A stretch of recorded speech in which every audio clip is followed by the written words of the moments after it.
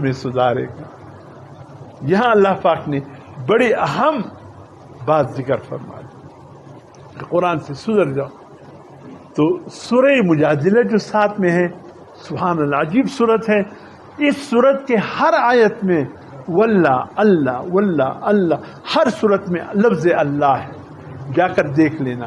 اگر کسی آیت میں اللہ نہ ہو آ کر مجھے کہہ دینا قاری صاحب وہاں تو اللہ نہیں، ہر آیت میں اللہ کم از کم ایک دفعہ تو ہے، ورنہ بعض آیتوں میں 2 دفعہ، بعض آیتوں میں 3 دفعہ، بعض آیتوں میں 4 دفعہ بھی اللہ آیا ہے سورہ مجادلہ کے۔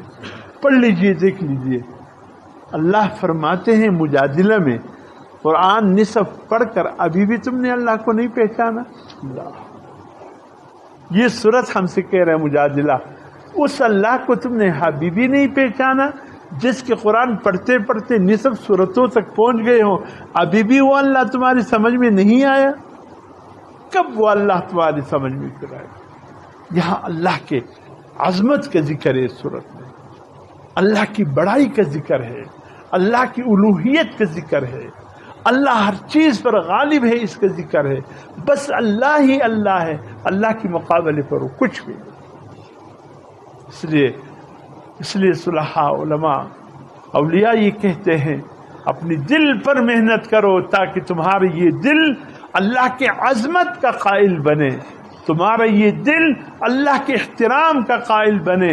جب اس دل میں اللہ کی عظمت آ جائے گی پھر پتہ چلے گا کہ واقعی اللہ کی ذات ہی ہے، باقی اللہ کے مقابلے پر کچھ نہیں۔